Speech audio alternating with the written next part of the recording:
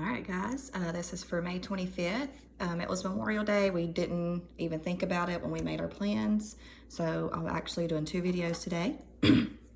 So for reading, you are reading a passage called Ice Cream History. So you got ice history and ice cream for all. So it's 2 passages. They are paired passages. One is talking about just the history of ice, and the other one, of course, is about ice cream. So you're going to read both of your stories, and then you have a sheet to go with it. And what you're doing is comparing and contrasting the 2. So you're reading icy history and comparing and contrasting it to the ice cream. Remember, compare and contrast are how things are alike and different. When you get to here, you're answering these questions, and you're basing it off your ice passage and your ice cream passage, and you're telling me where your answers alike or were they different. So the first one was who was able to have it in the 1700s. So who was able to have ice in the 1700s? Who was able to have ice cream? So I kind of did like what we do with our RUP, where we underline important things in our questions. So I'm looking for the who had it in 1700s.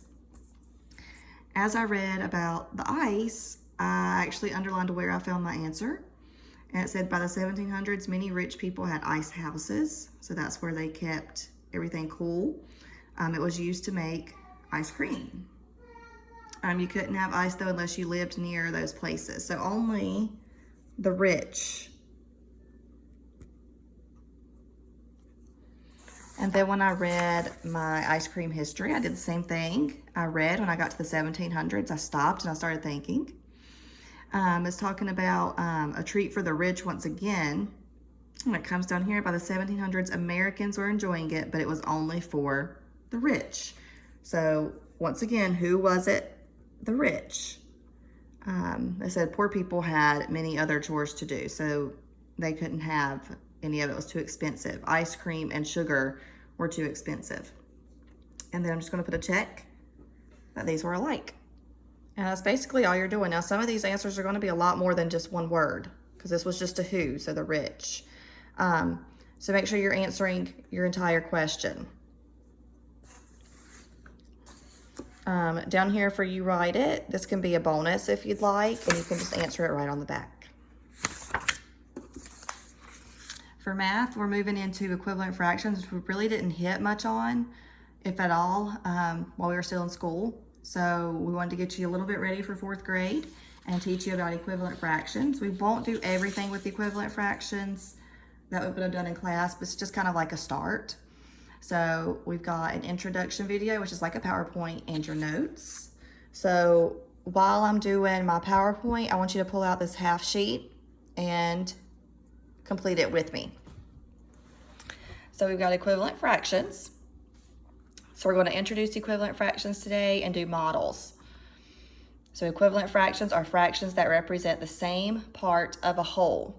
So you want to come to your sheet, you want to pause my video, and you want to copy that right here. What is an equivalent fraction?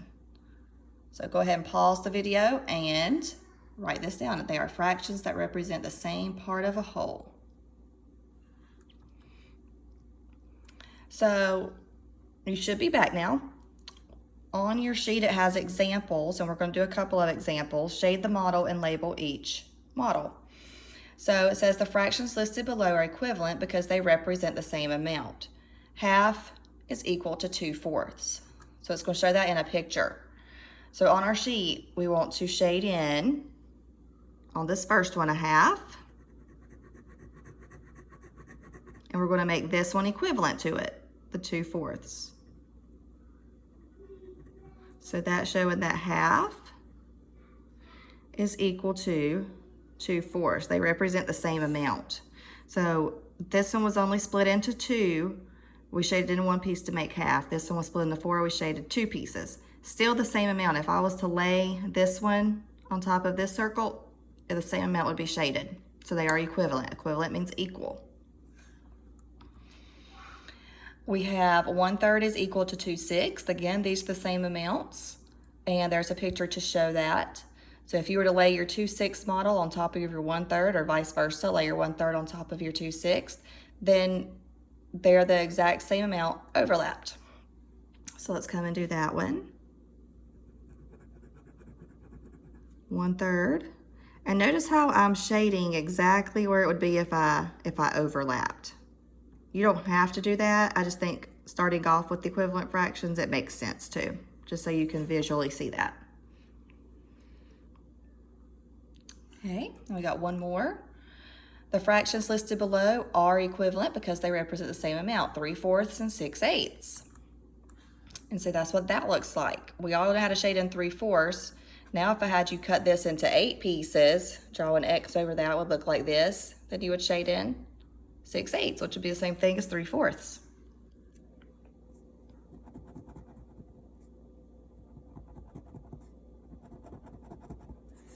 So you'll do the same thing over here.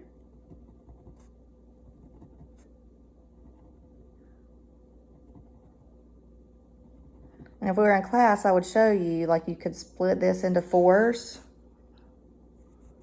So there's 1/4, 2/4, 3/4. It's just a way to help you see that. All right, so 3/4 and 6/8 is the same.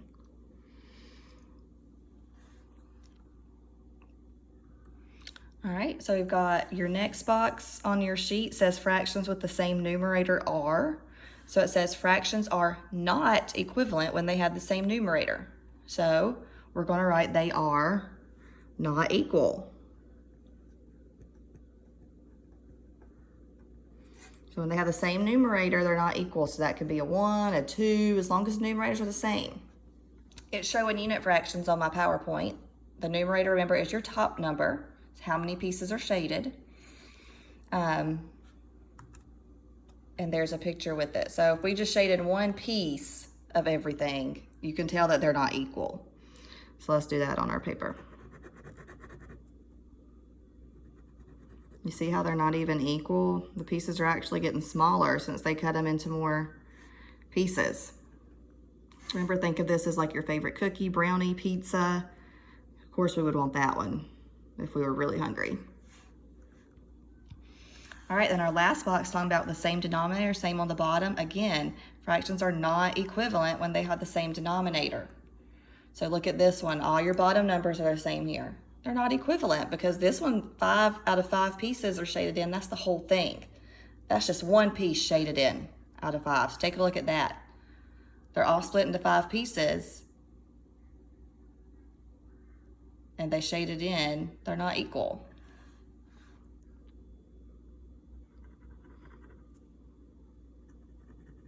And shade in 2 here, 3, 4, and 5. So again, you can visually see that they are still not equal.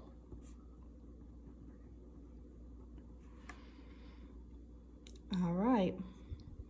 That is your equivalent fractions introduction. I know some of you, it may not make sense right now, which is okay. It's what we would have done in class if we were still there.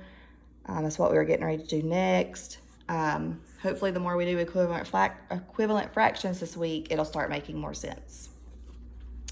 All right, and the last thing you have to do today is your week 30 social studies, reading A Field Trip to Cape Hatteras.